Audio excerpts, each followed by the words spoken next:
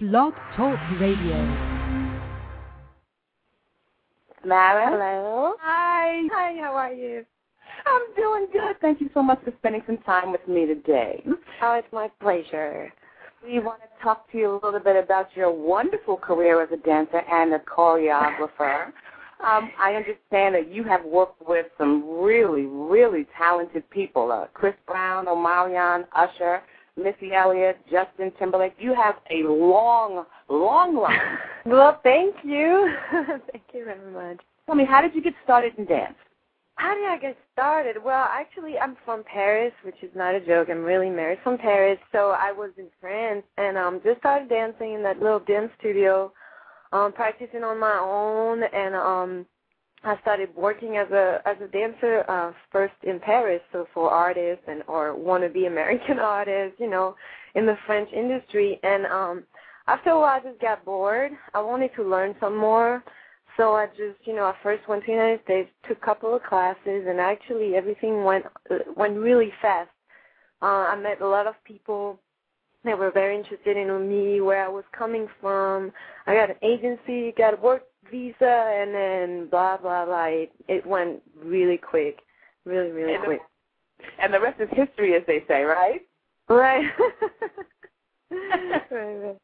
So now, how did you go from dancing in a studio to, let's say, your first celebrity? The first person I danced for in the United States was Lil Bow Wow, actually. Was I think it was the first BET Award. Oh, shout out to Bow Wow. Yeah, we had lollipops in our mouth. It was a little Bow Wow. You just don't know. So you? Yeah, it was really cute. It was really cute. So how did you get involved with that? I was just like an audition. There was an audition for dancers. He was looking for dancers, hip-hop dancers that looked young. And so I just auditioned. I really, really, really didn't think I would book it. So I just went there thinking in my head, it's free class. Like Fatima was the choreographer, and it's always an honor, to learn from them. So I wasn't even planning on booking that whatsoever.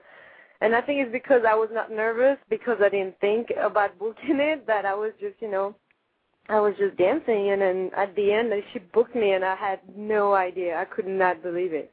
Really, I couldn't believe it. That is awesome. Oh, my goodness. So you didn't show any signs of being nervous, so maybe just you were being yourself was what got you through, Yeah. And actually what's funny, too, is that at that time, it was a step called a monastery that they were doing in St. Louis, and I had some friends from St. Louis that taught me that step, and I think I was the only girl dancer in L.A. that did it at that time. So the choreographer knew, and she was pretty impressed, I think, that this little white girl was doing that step from St. Louis. So it was like in 2002, I think it was back there. So I think it helped out a little bit with the freestyle, I think. So, wow, you went from Bow Wow to who? I think after it was Justin Timberlake. Yeah, it was. There was an audition because he already had his group of dancers, and he was just missing one girl. So the choreographer held a private audition with 50 girls, and honestly, I had same thing. I was like, okay, looking for one girl. I got there, all the dancers from Michael, Janet Jackson, I was like, yeah, I'm never gonna book this. I'm just gonna, just gonna enjoy the free class as usual. And I was very surprised because I ended up at the end. It was between me, so like one of my dance teacher at that time, a couple of other dancers. It was really, really it was a surprise every time. It was really a surprise. So and I was very happy and booked it and did the video Rock Your Body and then some promo, and then I was supposed to go on tour, and then I had some problem with my work visa, but and then I still went over there with them in Europe. So it was amazing. Okay. So what made you decide to teach instead of just being a dancer? Well, I was already in France because I was teaching to kids, because they're usually the ones that really want to learn. Like, they're hungry, and they just, they just don't want to take class to tell their friends, yeah, I'm taking hip-hop class, blah, blah, blah. It's not to show off. It's just they really enjoy it, and they really want to dance. They really want to learn. And when I got here, I actually met Reno, which is my partner in crime right now, and she was teaching, and then we were a fan of each other pretty much, and then we started, same thing, we started making up routine together, and the dance studio was interesting having us teaching, so it kind of, we never really pursued anything. Things came to us, so it was very a blessing, and then we ended up by teaching together, and then little by little, by choreographing, people see our thing, and then it's different from most of what people do, so when things are different, people notice easy. It's easier to notice people when it's a little different from everybody else. That is so true. I watched your video over and over again, and it's a big dummy. I'm in my living room going, oh, I can do that. I can do that. Of course I can't, but I tried. Miami was where you started as a choreographer? Yes and no. Yeah. I was teaching in Miami, and same thing, I was freestyling, and then, when you teach, you make up choreography, so it's just how you see your potential, and then you teach it to other people. I was in a fitness club, so of course it's more challenging because they're not dancers and they just want to sweat, but still it's interesting to see how people react and how people do your moves, and that's how I started really making a more interesting choreography. When it's kids, it's usually just basics. Okay. And then when you have to entertain adults, it becomes a little bit more challenging. So Miami was really when I started pushing a little bit more the choreography. Okay. Name some of the stars that you had to choreograph. Actually, I think for Missy, when we did the Really Hot video, we had to turn it into when we did the tour, we had to turn it into the stage. So I had to make it for the boys because it was girls against girls in that video, and in the stage we had to do girls against guys, kind of like a little back and forth battle.